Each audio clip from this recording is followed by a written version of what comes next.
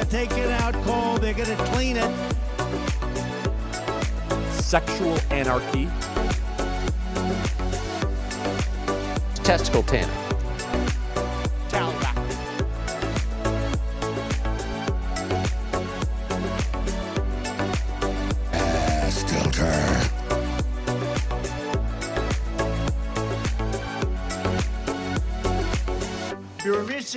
Burmusia, they say, pronounce it Burmusia, a real beautiful company.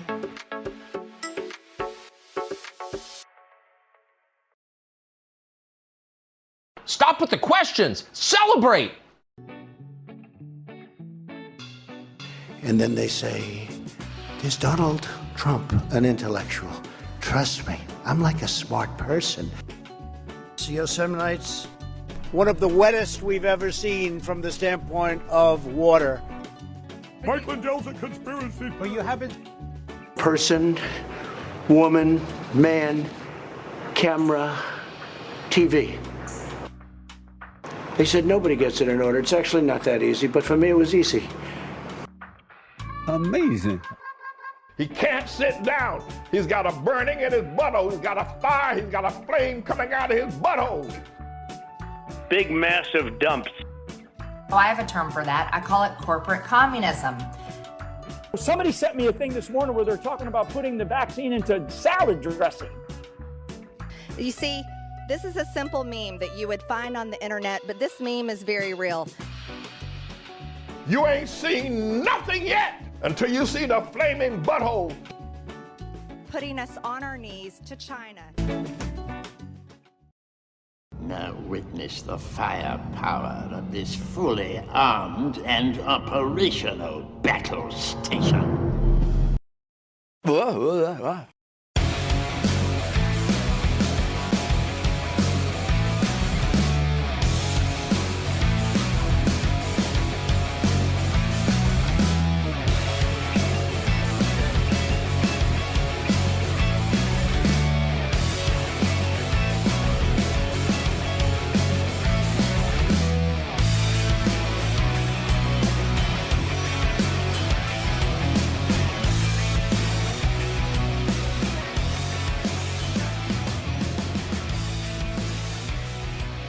Around the nation, Waldorf Nation. What's up, everybody? It is again Monday. Welcome back to the show for a new week, a new bunch of disasters, and maybe some good news. Maybe. We'll have a little bit of that, actually. Or will we? Dun, dun, dun. Oh, no. Yes, today, we're going to have a fun one, though. We're going to have fun. Testicle tanning. I mean, you know, that's something we're going to talk about today.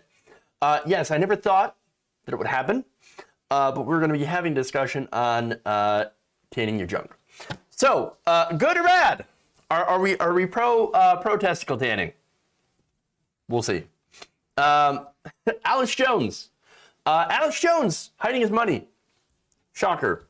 I'm going to discuss that. We're going to go through and see how Alex Jones is trying to hide his money from the Sandy Hook families. We have Florida and their war on math. And then we have some bad news when it comes to the court case against Donald Trump. In the Manhattan courts. So this is an absolute disaster.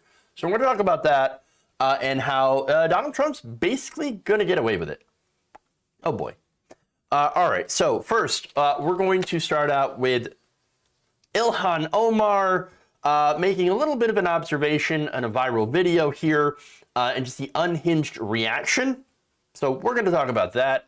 This should be very interesting here. Hey, Twitch community, thank you, TYT, for the raid of 156. Really appreciate that. We're about to start the show. So welcome. Pull up a chair. Stay a while. I promise we're going to have a little bit of fun. Let's start out with Ilhan Omar.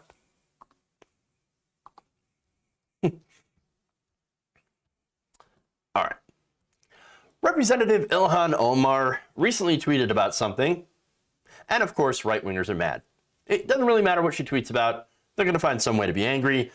In fact, this is an incredibly innocuous tweet, but nonetheless, it's enough. It's enough to bring out the rage.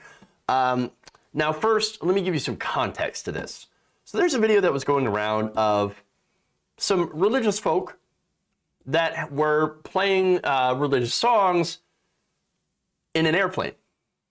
So I want to show you that, and then we'll talk about it. I'll give you my opinion on that, and then we'll go into Ilhan Omar. Take a look.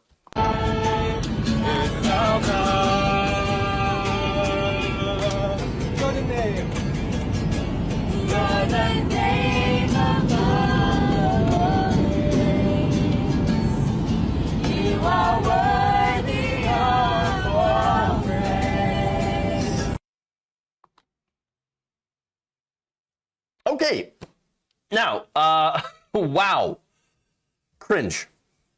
That is annoying. Look, to me, there's nothing that is more uncomfortable for me personally, and maybe I'm like a weirdo, but I feel like the most uncomfortable thing that somebody can do around me is to break out into song. I'm sorry, you break into a song into random ass places.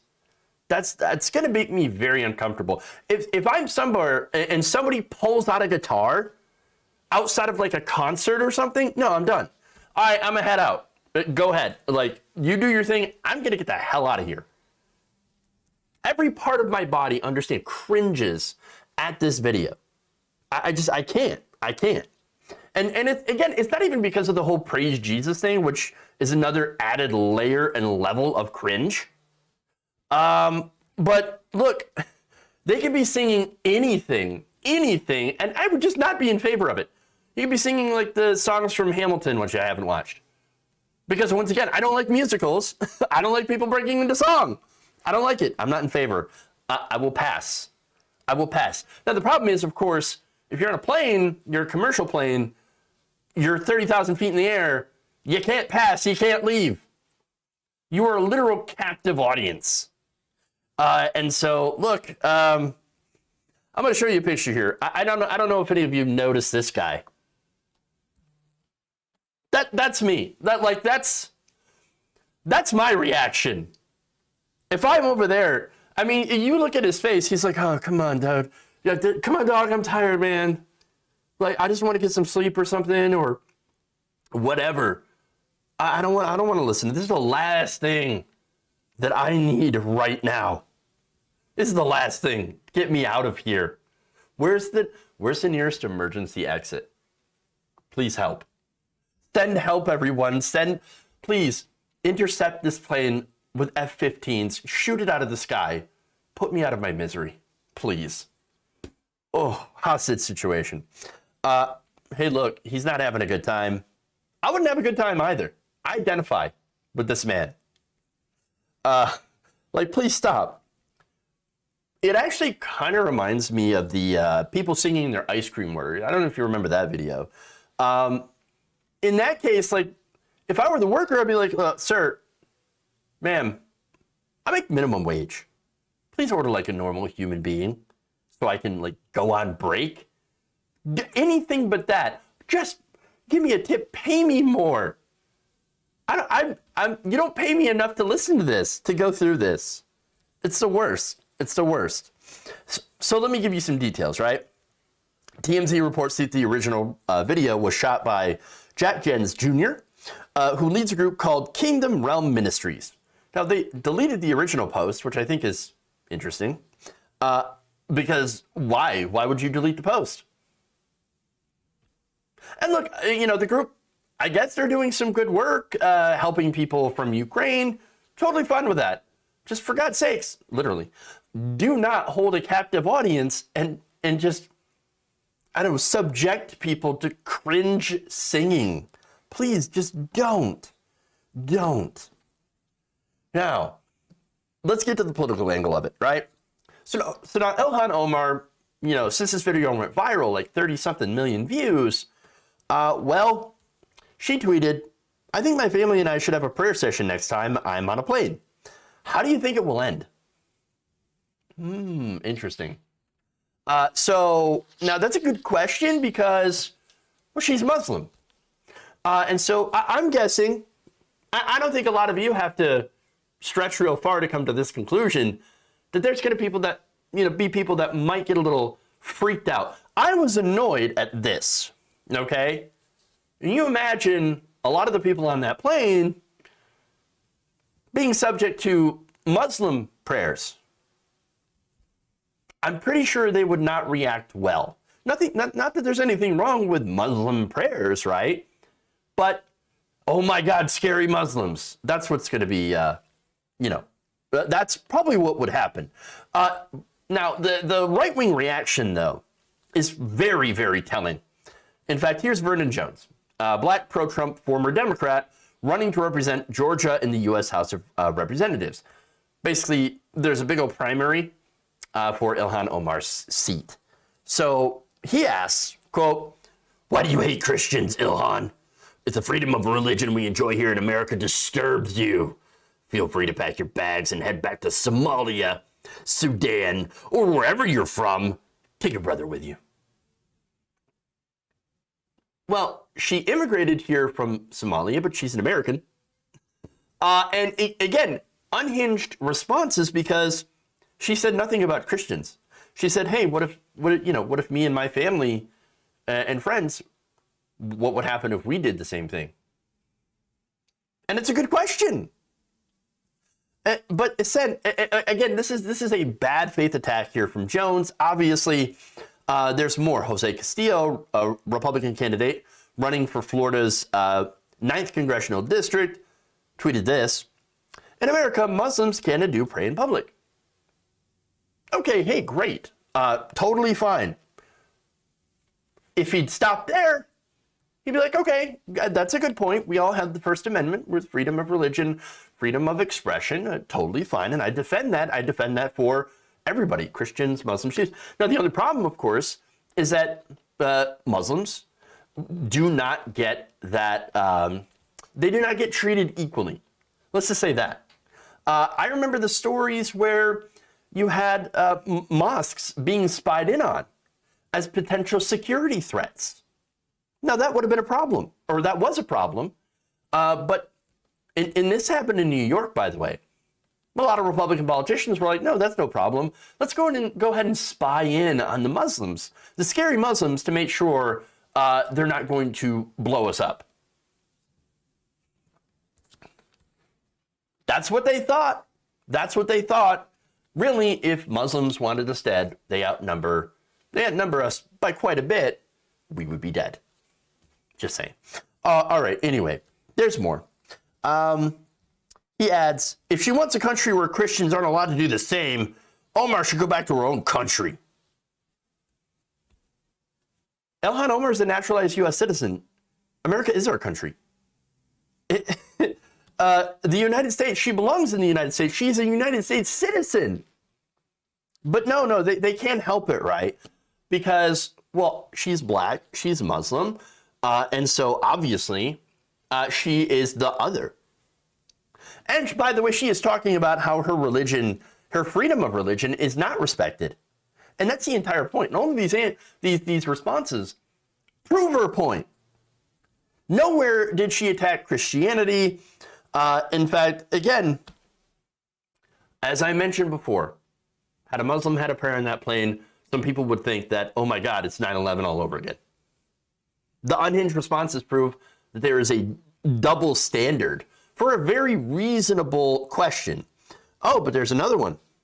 Cicely Davis, a candidate in the GOP primary, again in Omar's district, said, Qatar, a country you're very familiar with, plays Islamic prayers on the intercom before takeoff on their planes. They have a designated prayer area and coordinates for Mecca are posted on the screens. It's no problem. Okay, well, good for them. Sure. But look, here, that's the thing. It's another country. And by the way, I don't believe that they have freedom of religion like we do in this country. In fact, I wouldn't like it if they had that here. I wouldn't like it if any religion was given precedence over another. It's literally anti-American. So by the way, if you're pushing for, it doesn't matter if you're pushing for Christianity, if you're pushing for Islam or Islamic law or Christian law, I'm not interested. I believe in America, which is a secular country. All right.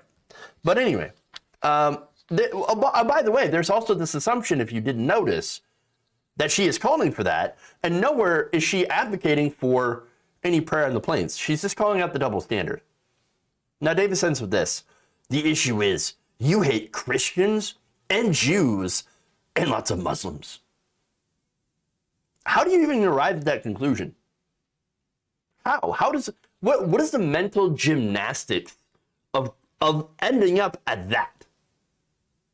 Oh, but there's more. I think there's one more. All right. This is Royce White, another candidate in the same primary. Here's what he said. I'm coming for your seat. Don't disrespect Christianity. You're a globalist fraud. You can't pray in Pelosi's office. The Democrats you serve don't believe in God. Their platform is openly anti-God. Minneapolis will not become Mogadishu. We will not bend the knee. Wild. That is wild. Save the best for last, right? I love the inclusion of many problematic things in that tweet, like, for example, globalism. And understand that, like, that's a dog whistle for the far right. Because basically it stands for a anti-Semitic conspiracy theory that the world is owned by the Jews that are trying to create a one world government.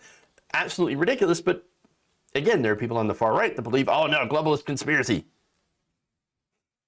Amazing. Super bonkers. And by the way, a couple of other points. Plenty of Democrats are religious. The thing is, Democrats, what they don't do is try to push religion on other people. Okay? Because religion has no place in our government.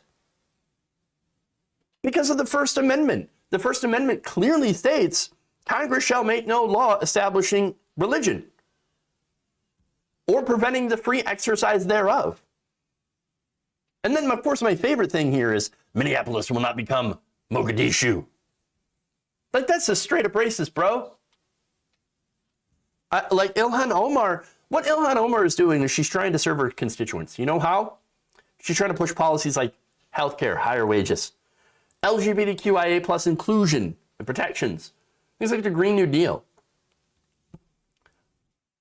But because she is a black Muslim immigrant, well, they're just going to say that, no, she just wants to turn Minnesota into the Somali capital.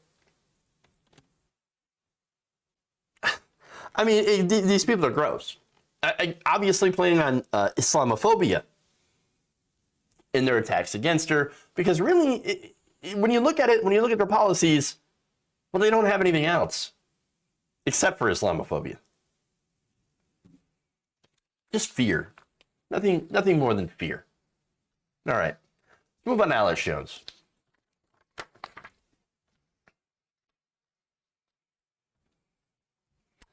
Hey, Jeff, last week somebody tried telling me God gives her freedoms, not the Constitution. That person, apparently, you could just tell that person that they're not American. They're very un-American if they don't believe in the Constitution. Like, what happened? Are you an American? Do you believe in the Constitution? Do you believe in our country? Well, if not, then you're un-American and you should go somewhere else.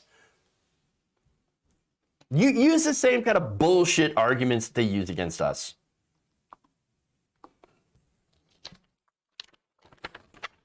All right, moving on. Everything is victimhood at this point for conservatives, says Ravaging Wolverine on Twitch. Yep. Curse those Arabic numerals, RC Tycoon 13 says. Nice. Very nice. All right. Let's move on. Alex Jones. Then we'll get to testicle tanning. Don't worry.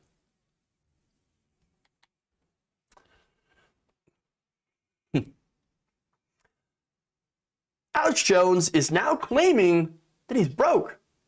Oh, interesting.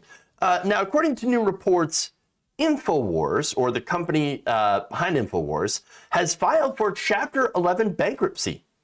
In its court filing, InfoWars said that it had an estimated asset of $50,000 or less, and estimated liabilities of 1 to 10 million. Wow. Now, creditors listed in the bankruptcy filing include relatives of some of the 20 children and 6 educators killed in the 2020 school massacre in Connecticut. That's the Sandy Hook that he has lied about and that he had actually made a lot of money lying about. All right, so now, before we get into why this is absolute bullshit, it's important to note that the bankruptcy filing on Sunday in Texas puts civil litigation on hold while the business reorganizes its finances. Oh, and reorganizing it will. Oh, yes. So, but let's get this straight here. So Alice Jones is somehow claiming that his show is bankrupt after making millions of dollars off lying about Sandy Hook, and now they need some time to reorganize their finances. Sure. Oh, of course. I believe that. Right. Yeah. Give me a break. Sure. I'm with Jeb there. About the only time I'm ever with Jeb. So, now, again, why this is bullshit. InfoWars actually made a ton of money. There's a report where, and it was detailed by HuffPost, where the company raked in about $165 million in 3 years based on the Sandy Hook hoax. And so he sold a bunch of bullshit as a result of advertising related to those segments. In fact, he was selling things like prepper gear, water filters, food buckets. I couldn't imagine. I mean, let me just stop for a second here. So, what is it with right-wingers in selling shitty food buckets? There's the Tim Pool food bucket. There's obviously the precursor to all of them, as far as I know, the Jim Baker food buckets. And now the Alex Jones slop buckets. And that's what it is. It's all slop. It's all disgusting slop that's supposed to get you through the apocalypse. Okay, sure. And it probably tastes like an apocalypse in your mouth. But they also sold things like Brain Force Ultra and Brain Force Plus.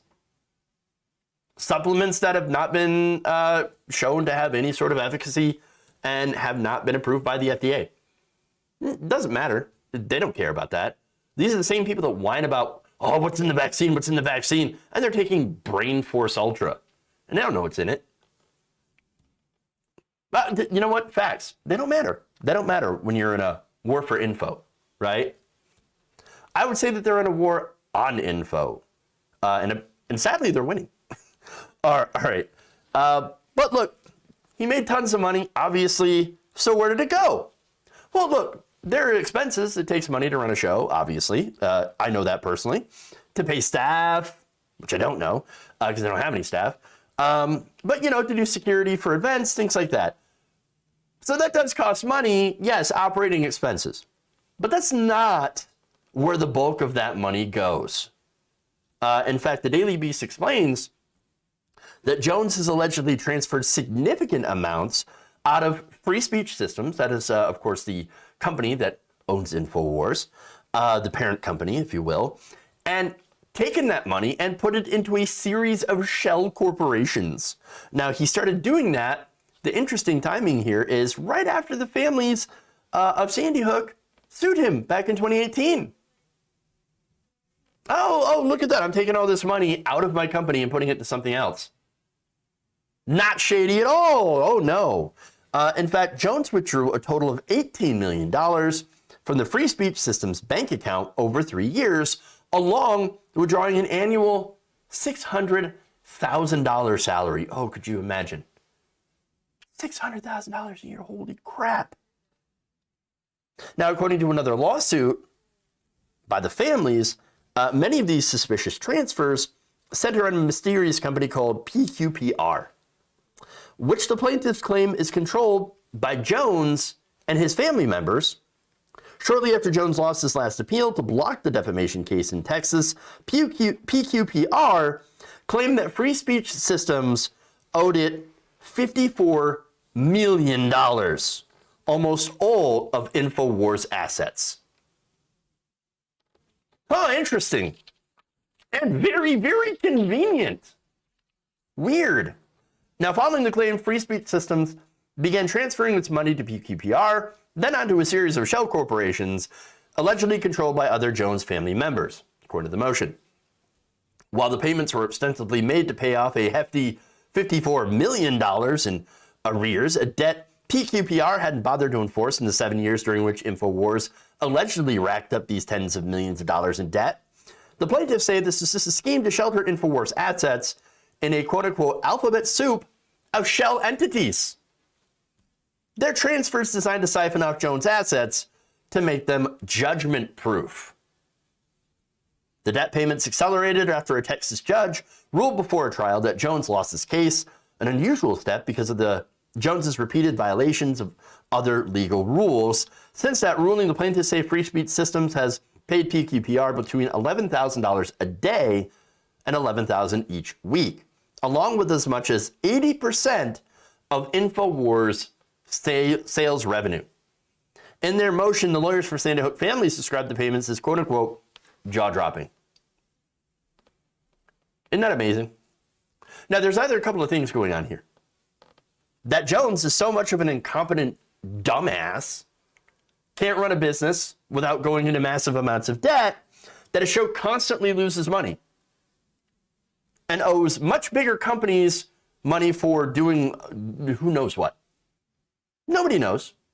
Or the much better explanation that he's funneling his money to shell corporations to protect them from seizure because he knows he done did the defamation. And by the way, the bankruptcy proceedings, filing Chapter 11, will allow him to have time to shield more and more of his assets.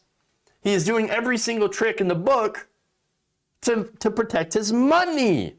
And that is money that he made off the suffering and misery of families.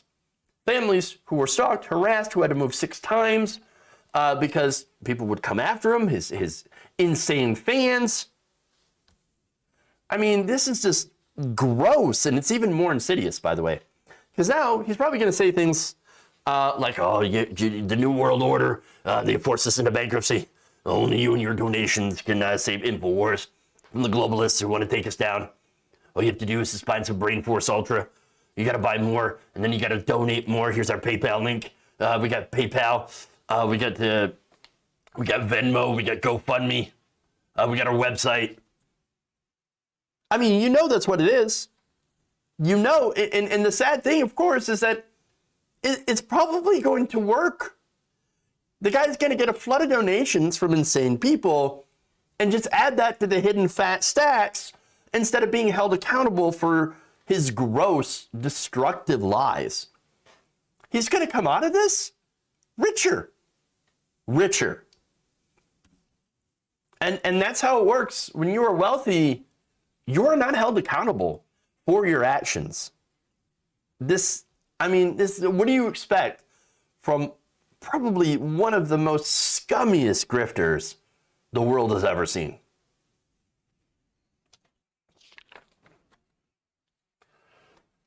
Yikes. All right, let's move on.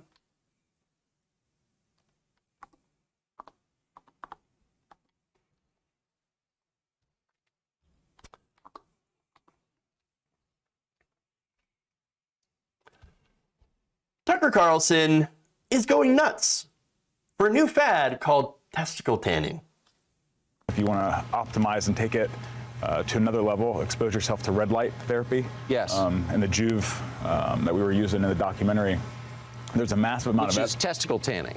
It's testicle tanning, but it's also full body red light therapy, which has massive amount of benefits. And there's so much data out there that isn't being picked up on or covered. So obviously half the viewers right now are like, what? That's testicle tanning? That's crazy. But my view is, okay, testosterone levels crash and nobody says anything about it. That's crazy.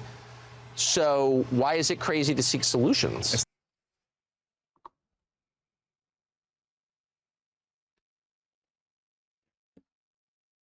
Yep. Yay, this is a conversation that we're having. Testicle tanning. What we're talking about here is using a weird machine to toast your balls. I don't know how that's exactly supposed to help with testosterone. Again, you're not actually supposed to bake your junk in the sun. In fact, excessive heat, kind of bad for your sperm count. I mean, according to science, which apparently these people do not listen to, sperm cells die when they are exposed to too much heat. Continuous exposure to high temperatures can cause sperm production to be low or cause the production of abnormally shaped cells that results in infertility. In fact, it's advised that, hey guys, listen up. Men should avoid spending prolonged periods of time in hot tubs and jacuzzis. Avoid tight-fitting pants or underwear. Should avoid sitting for long periods of time without getting up. Oh, I'm guilty of that one. Avoid prolonged bike rides in the heat. Don't put a laptop directly on your balls, on your lap for a long period of time. That is just good ball health. I don't know how sticking a machine in front of your junk and bathing it in some weird red light is going to do anything, not only for your balls, but for your, testosterone. I don't know. I don't know how it's supposed to do that. Gee, maybe because it's bullshit. Oh my goodness. You know what? In fact, look, one of Tucker Carlson's guests on another segment, this was not part of the same one, but it's actually a different show, but they brought it up anyway. And this guest was not buying it. Take a look. Dude, stop. Testicle tanning. Come on. I mean, yeah. I haven't heard anything that good in a long time. Open your mind, Bobby. I'm starting a punk rock band, and it's called Testicle Tanning. That's the end of it. I think you'll be massively successful. But, I mean, don't you think at this point, when so many of the therapies, the paths they've told us to take have turned out to be dead ends that have really hurt people, why wouldn't open-minded people seek new solutions? I don't know what the hell's going on in this world. I'm not even sure if I understood that question, but some days I just want to stop this planet and let me off. Yeah, look, I don't understand that question either. I hate to say it, but Kid Rock, I actually kind of agree with him. I don't know what's going on either. I don't know how you're supposed to handle that question, whether or not you're Kid Rock. Anybody. Look, you've gone off the deep end when that guy's the literal voice of reason. God, obviously, you can say this about Kid Rock. He is not interested in toasting his own balls. Well, I mean, great. I'm in agreement. Testicles. Okay, all right. Anyway, we don't even know what kind of light they're using. Again, we do know that too much sun exposure, and by the way, this is something, in doing research for this story, I ended up in weirdo websites. They're real weird, strange places, right? And doing the research for the story. Or it's like, oh yeah, no, we should absolutely, you get 200% more testosterone if you bake your balls in the sun. And I'm like, no, that's not, no, that can cause premature aging and skin cancer. That's not good for the sack. Not good for the testosterone or anything. But getting serious for a minute, right? So look, have people pointed out that there is a dropping level of testosterone among younger men? That's true. It is actually starting to decrease. Now, there are people out there that are very, very concerned about this, and they're trying to figure out how to stop it. Now, look, you might think, okay, who cares, right? Well, for men's health, testosterone is actually quite important. The lack of thereof can cause things like low energy, a low sex drive, less muscle mass, less bone density, the onset of osteoporosis, increased weight, low blood count. So obviously it's very important. So if you do have a marked drop in it over the time, then that could cause some problems for men, obviously. And also, for trans men as well, who are taking testosterone. So look, the decrease, by the way, it does happen when you get older, of course. It's part of the aging, I guess it's part of the aging process. But younger people, younger men are also starting to see these decreases, right? And so, look, according to a presentation at the American Urological Association from 1999 to 2016, testosterone levels among young and adolescent men have declined. And so that is a real concern. And there are lots of different things that could cause it. A lot of potential factors, increased obesity levels, of course, diet, environmental toxins, things like pollution, obviously cancers, infections, chemotherapy, radiation, certain medications, diabetes, various syndromes.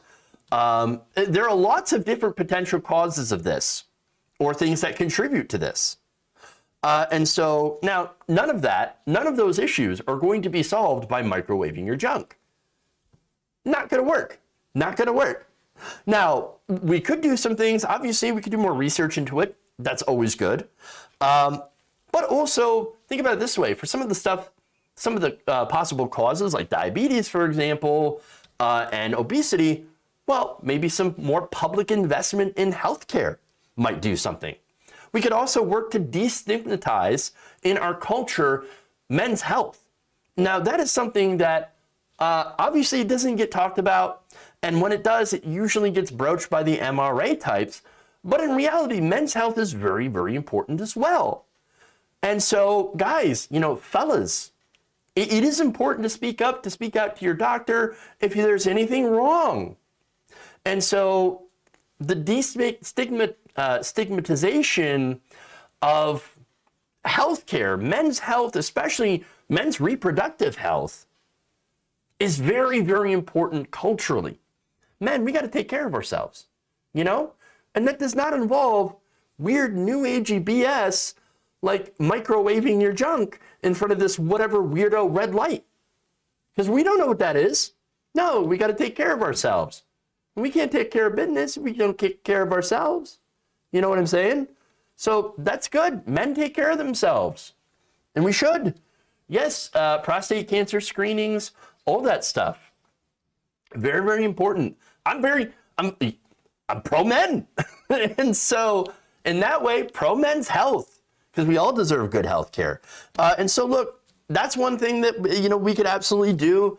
Another couple of things is some common sense regulation on our food industry to ensure that we have not only, healthier foods, healthier ingredients going into our food, and our food industry is regulated, but also to give people healthier choices when they're out at the grocery store.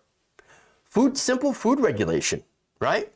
And plus regulation on, agribusiness, agriculture, because some of that runoff can pollute the water supply, which can have incredibly negative effects on human beings, including on testosterone.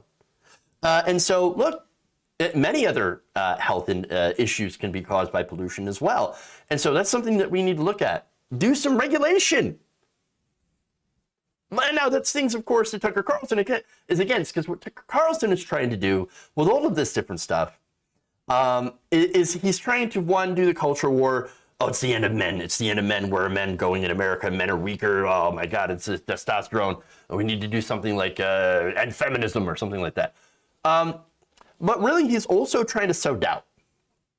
He is trying to sow doubt in institutions.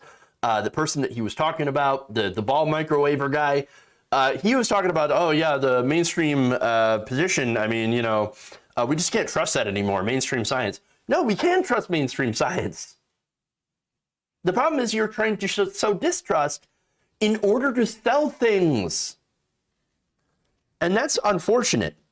That is incredibly unfortunate. And so that's who this guy is, by the way. He's just trying to sell some weirdo new age crap to impressionable young men who have been propagandized and convinced that it's the end of men and the end of Western civilization, and we gotta toast our balls to make sure that Western civilization survives. It's super, super weird. Oh, and by the way, there's a huge level of insecurity here as well, involved with all of this, that of course Tucker Carlson is taking advantage of. For clicks, for views, for his audience, and of course for money. Shocker. Testicle tanning. Tallywhacker. Okay. Wow. Some bizarre stuff that we cover on the show, isn't it? Moving on. We got a war on math. Wait for the headline stories of men going to the hospital for treatment of burnt balls. Oof. Oof. Ouch. Also, by the way, Chris, for you. Sexual anarchy. Okay. Moving on.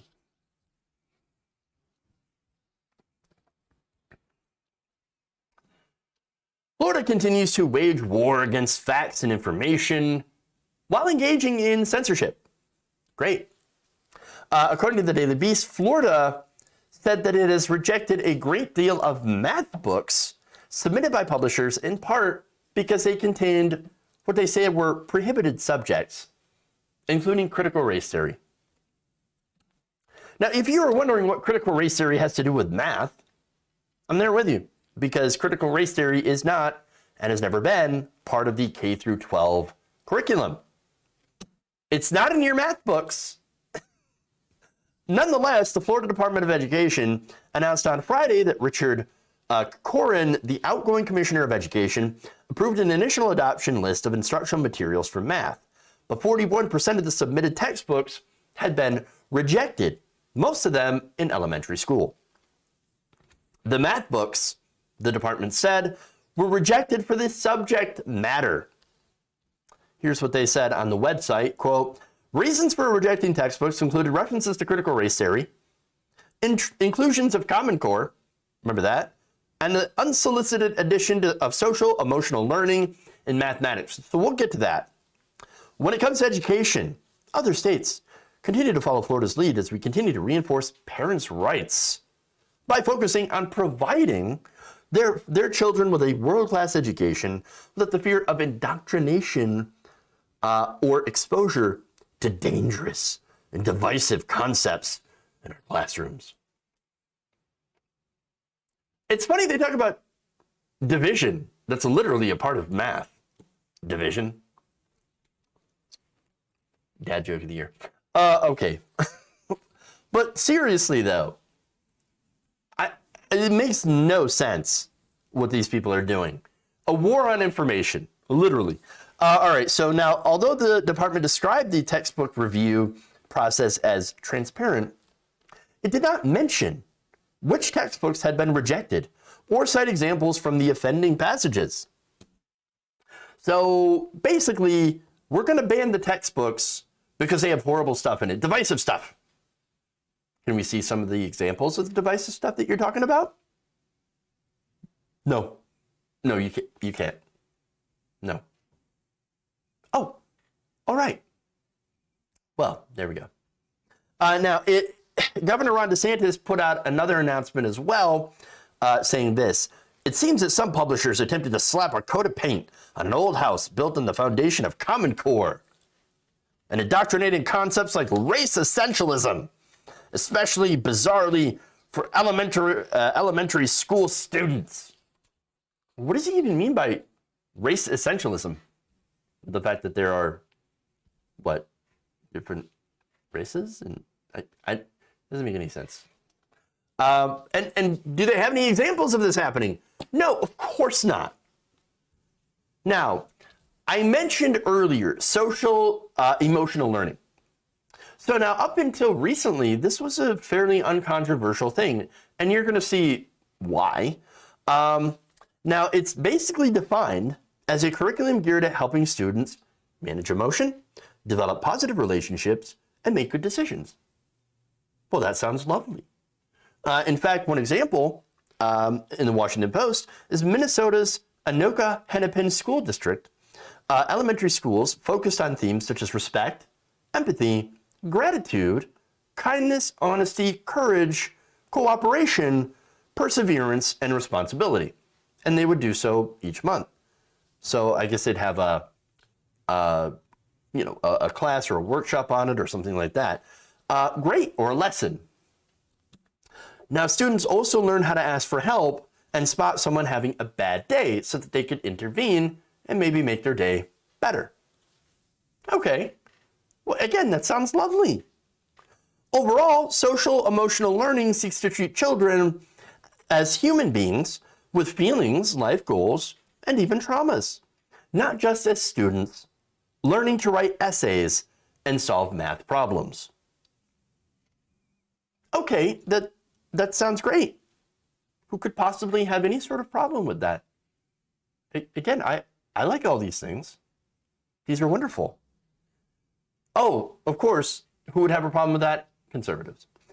In fact, an Indiana parents Facebook group warned that mindfulness, which was another thing taught somewhere else, that is part of social and emotional learning, happens to also be a tenet of Buddhism. They said Christian parents should be aware of what is happening. Mindfulness. You better watch out for mindfulness.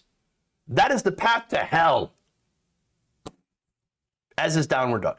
Remember, these are the same kind of people that say that yoga is a way for the devil to get inside you. It goes right in the rear when you're doing the downward dog.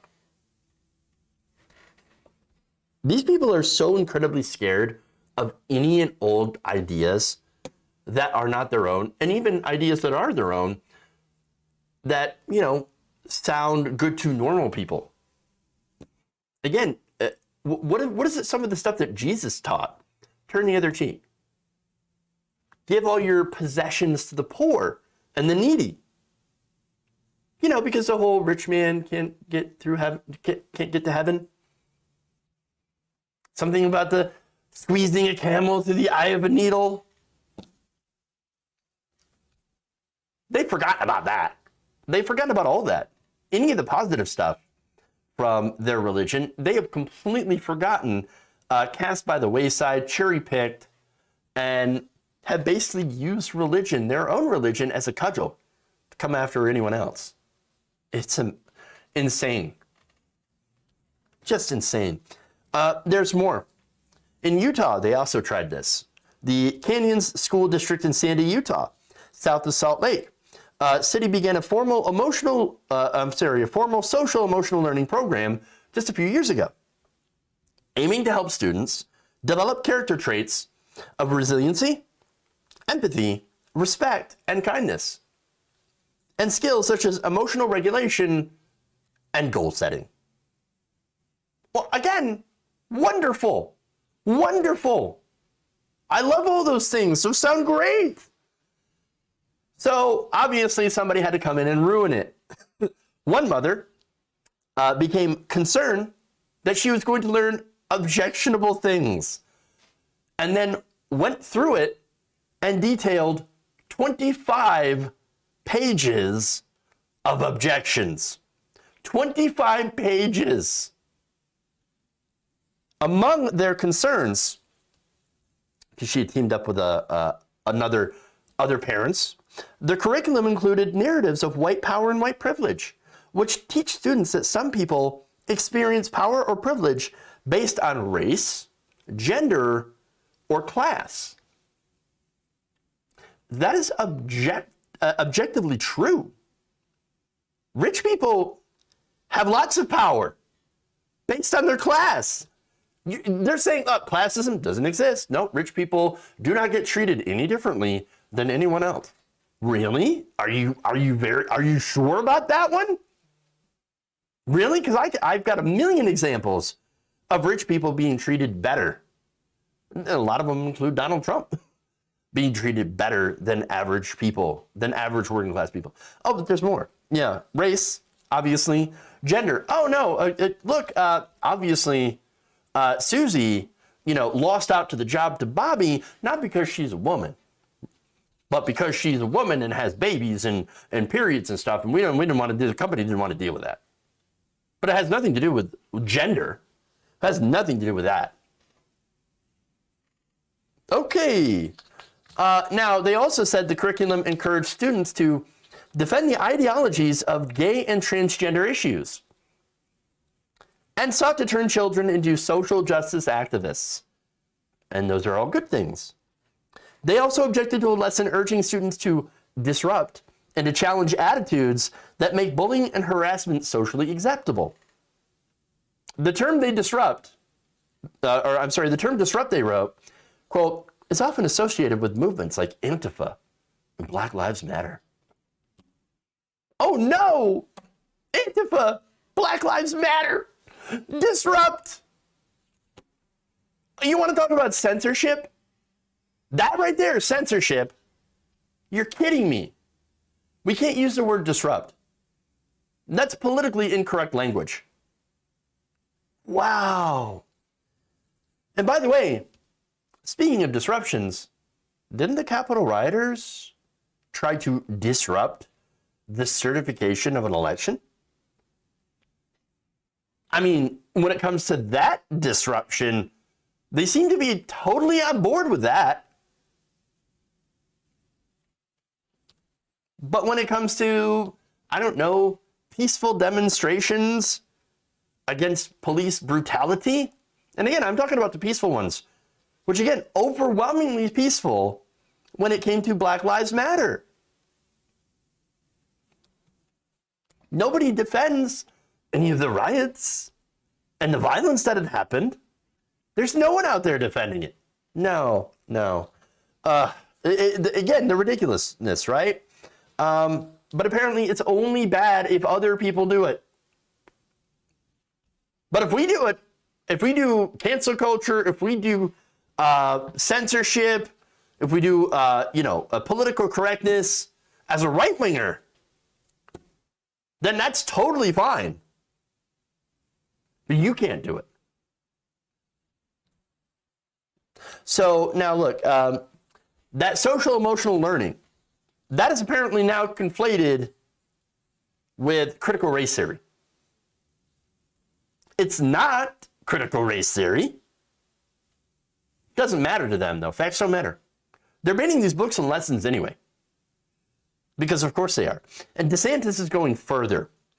He's actually expected to soon sign into law something called the Stop Woke Act that codifies this executive order, but goes further, affecting not only what happens in schools, but also the labor practices of private companies by restricting how they can promote diversity, equity, and inclusion. Oh, so now you're for regulation. Now you're for big government stepping into businesses, but only to stop what quote unquote wokeness. You stop this assault on business. For them, assaulting business is making them pay their taxes. But for the right, they can go after and literally tell businesses exactly what to do, who they hire, what kind of inclusions or diversity that the state wants, and it's totally fine by them. They don't see any sort of contradiction to what they consider to be freedom. I mean, this is 1984. This is the censorship. This is big government. And where are the free speech warriors? Where's Dave Rubin? Where's Dave Rubin? Oh, I'm sure his brain is still in recovery mode from taking all those high-level ideas. What about Glenn Greenwald? Where are you, Glenn Greenwald? Used to be a big free speech guy, right? You claim to be. Well, what's going on? Where are you? Oh, they're on the side of conservatives now. And specifically conservative money. I mean, somebody's got to come to your Substack now that the election is over and most people aren't watching politics on YouTube anymore. Look, the most online people that you can meet are on the right wing. You want easy money, you become a conservative online. You got the audience. All you have to do is just rant about woke culture and ideology and against gay and trans people, even if you are a gay person or a trans person. In fact, you get a bonus for going against those communities for part of it. Then you rant against Antifa and BLM. If you go from left to right, in order to chase an audience, you get money and you get that audience. But if you do that, well, then it proves that you were never left in the first place. And you're doing the work of some of the most, some of the worst people imaginable. Good job. Way to advance free speech. Okay. Let's go to last story here. We got Trump. Oh boy.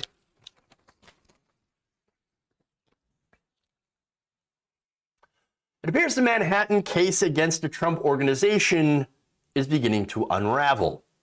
According to reports, a high-ranking employee of the Trump organization named Jeffrey McConney, the company controller and chief lieutenant to former chief financial officer Alan Weisselberg, decided to become the fall guy for any of the off-the-books perks in Weisselberg's salary. It's according to court documents revealed by the Daily Beast. According to testimony, McConney told a grand jury that he just didn't know what was going on. I didn't know that what I was doing was wrong. Here's his quote. I didn't think or know they had to be reported. Again, these perks to these people, to employees, like free housing, I didn't know they had to be reported as income. Well, I thought the apartment tuition, I didn't know they had to be included as income. I never thought until recently. Oops, now I fixed it. Investigators believe that Weisselberg's corporate perks, an apartment, luxury car, and private school tuition for his grandchildren were kept off the books to avoid paying taxes on them. But McConney insists that they were only a generous gesture to Mr. Trump. And the company and Weisselberg says this testimony proves that there's no criminal conspiracy. Oh, no. Very, very generous. Very generous. Now, when you think of Trump, does generous come to your mind? No, not to me. This guy's like the stingiest motherfucker in the world. He's the guy that stiffed the Freedom Girls. Remember the Freedom Girls? Played for him in 2016. Wouldn't pay him. Didn't pay him. He's also skipped out on paying numerous cities for his rallies for security concerns. He owes them money and he still hadn't paid them. He's declared bankruptcy no less than 5 times in order to skip out on paying loans that he has taken out. The guy's not generous. He doesn't even pay his bills. Every dealing, understand, with Trump is transactional. The guy rewards loyalty and usefulness, and then, when he has to, pays people off to keep quiet. That's Trump. Look, the relationship with Stormy Daniels, great example.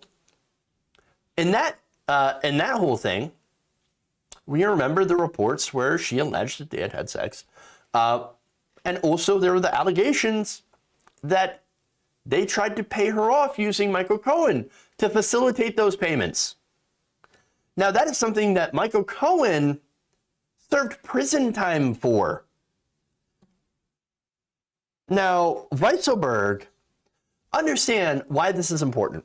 Weisselberg controls the money. Controlled the money in the Trump organization. So Weisselberg would know if there was money laundering and tax fraud, bribery, all these different things. It follow the money. Now, in that case, Mr. McConney would have also known where the money was and what it was going to. But he testified over and over again to the grand jury that at the time of the alleged events, I didn't think I was doing anything wrong. No, in giving all these, not writing down or including all these perks in the books for different employees. Well, I didn't think that was wrong. No, not at all. In fact, this is according to Susan Nischels, a lawyer for the Trump organization. So here's what she said. The extent that certain alleged fringe benefits did not get reported as taxable income, well, that was an error on his part. That means Mr. Connie did not act willfully. an essential element of a criminal tax offense. Oh, he didn't know. He didn't know. I'm sorry, ignorance of the law should not be a way out of the law. But these people are rich, so they're going to skate. So it doesn't matter. Now, other things that he didn't know. McConney had also previously told investigators that he probably didn't know that the company should not have used its donor-funded charity to pay off a lawsuit settlement or donate $25,000 to then Florida Attorney General Pam Bondi. I didn't know that I was doing anything wrong. Rampant corruption in our organization? No, of course not. A source also said that during his testimony, he was less than forthcoming. So obviously not going to flip. No, so here's the thing, right? So either this guy is the most unqualified moron that has ever worked as an accountant and should have been fired 100 times over, or he's willing to throw himself on a sword for Trump. I think we know. But it gets worse. According to the Daily Beast, it's not clear exactly what McConney told the grand jury or whether he possibly slipped up and incriminated Trump, Weisselberg, or anyone else, but his cooperation allows him to avoid charges for any crimes he might have revealed in his testimony, although he could potentially be charged with perjury if it was proved that he had lied under oath. So, yes, he's taking the fall for Donald Trump, and now is going to very likely get away with it. So understand that this is our so-called justice system. Look, without this guy flipping, he's not going to flip Weisselberg. And so Weisselberg, by the way, is set to stand trial this summer. He's not going to flip either. In fact, look, Weisselberg's been trying to get a state judge to dismiss this case, and so far has been unwilling to cooperate in the investigation. And so, as far as this goes, no. What doesn't help is that prosecutors have also decided not to go after Weisselberg's son, Barry, who ran the all-cash Woolman ice skating rink in Central Park. He also received untaxed corporate perks. Let me get into the details on that. There was a report from said that Jennifer Weisselberg, a cooperating witness, handed over a decade's worth of tax returns and financial documents, showing that her ex-husband did not report all of his income and that he received corporate perks that should have been declared as taxable income. Jennifer Weisselberg previously told Insider Jacob Shamson that the Trump organization controlled employees by giving them houses and tuition instead of raises, and that Barry was living in a Trump apartment rent-free. In 2018, Weisselberg's family member was allowed to occupy a different Trump-owned apartment on East 61st Street in Manhattan with no reported rent at all, according to the indictment. Other corporate perks prosecutors had looked at included discounts on garage fees and tuition fees. Hundreds of thousands of dollars in school fees for Barry Weisselberg's children were also paid during that time, using checks that Trump had apparently signed himself. I mean, it is so incredibly clear that yes, this is tax fraud, but it doesn't matter.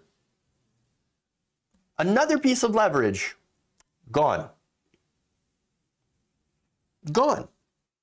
The Southern District of New York has dropped the ball again. Look, this guy's going to get away with it as the fall guy. And Alan Weisselberg, likely not going to be convicted because of the lack of evidence, right?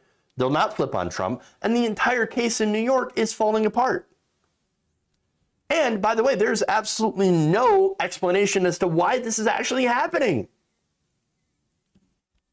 I know it though.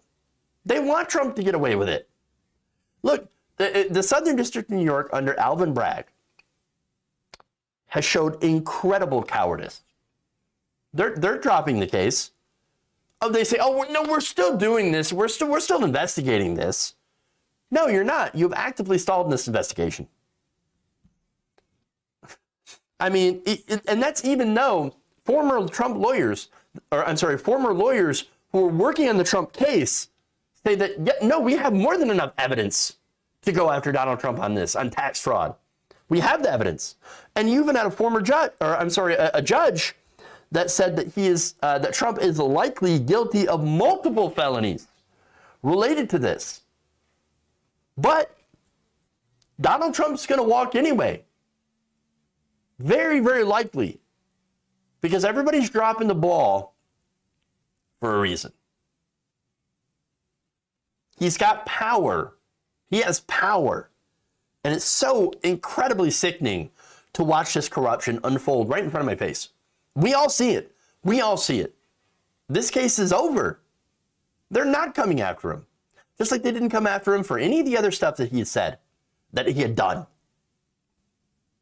They're just going to let him walk.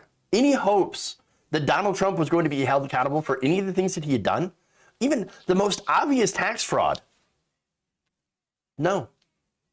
No. And so this is where we're at. In this country, rich, powerful people, especially right-wingers, always get away with it.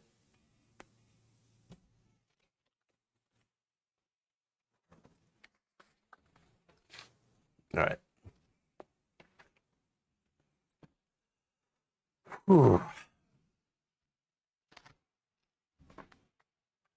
Remember, individual 1 is the statute of limitations run out on that. I think the statute of limitations is running out on at least a couple of the things going on in New York.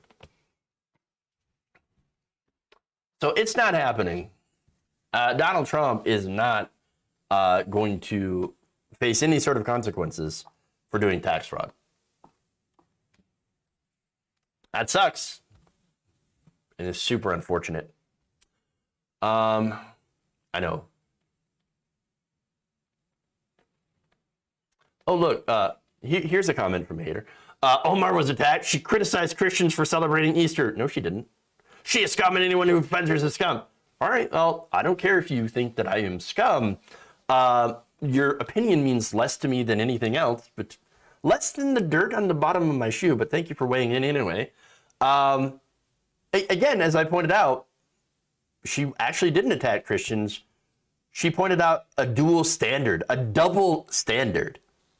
And if you take off your shitty little partisan blinders for 2 seconds, you would see that it's like, oh, she's pointing out that there's a double standard here, and the fact that they can celebrate whatever holiday they want very, very loudly, very openly in the middle of a captive audience. But if a Muslim did that, everybody would be calling the cops or calling Homeland Security because they believe in 9/11 was going to happen again. So if you can't see that, you're fucking blind, and I can't help you. And you know why nobody can help you? Because you're blind on purpose. That's sad. All right. Let's see. Let's go to Super Chats. And I promise we'll get to Twitch as well. A lot of stuff on Twitch. Okay.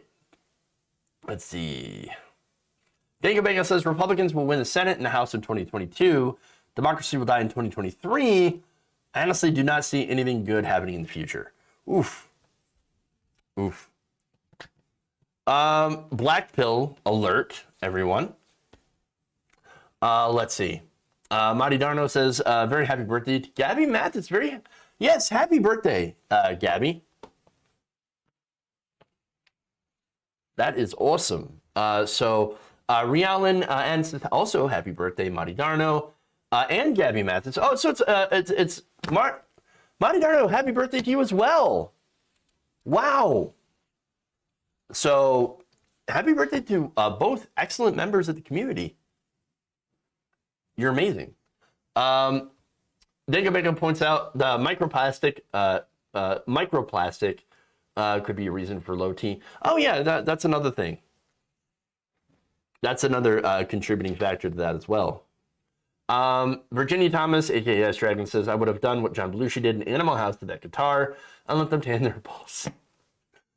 Yeah, that's the other thing too, which is really funny. Wouldn't it be hilarious if an entire crop of people, again, we're talking about some of the worst people in the world, I don't know, accidentally make themselves infertile by tanning their balls with this weirdo tanner machine. I mean, it would be both fun and ironic. Good point. Very good point. All right. No worry, Twitch community. We'll rate in to someone else as well. Hunger Games 1989 says Omar's family would get arrested for terrorism, and the plane would have done an emergency landing. Is the double standard? True. Let's see. Thank you for all the new follows. Again, thank you, TYT, for the raid. Really appreciate it. And thank you for all the ones that stayed around for the show. If you haven't already, please follow the channel. We go live every day, same time, same place, 4 p.m. Eastern, right here. So that's on Twitch, YouTube, Facebook, all that stuff. Why do you cowards hate America? I love America. I just don't like what you think America is.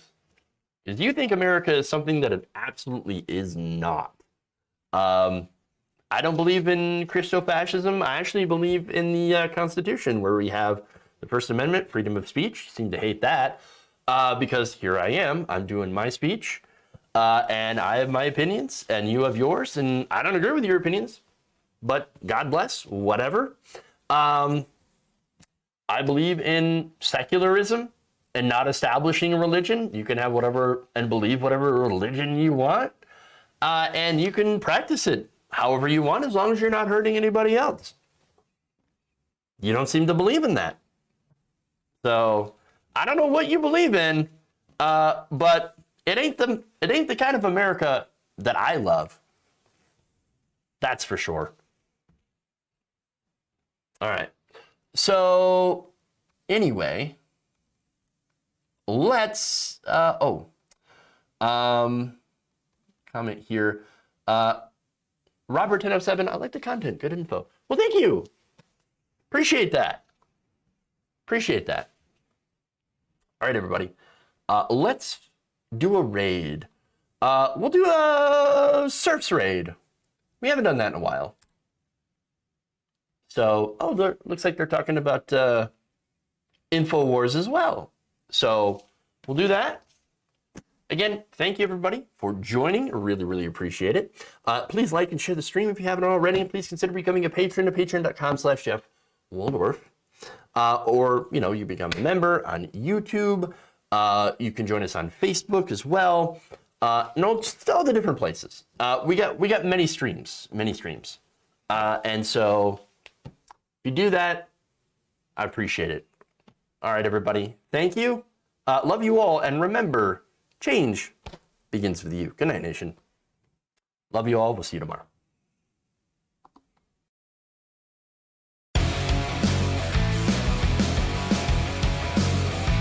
I will eat your ass.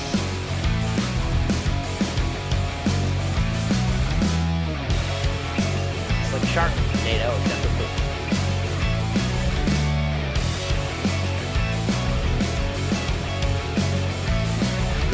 Disappointed! Testicle tan. Sexual anarchy. Clean coal, meaning to take it out cold, they're gonna clean it. I don't like them putting chemicals in the water. They turn the friggin' frogs gay. They're kicking me out the door. They're kicking me out the door.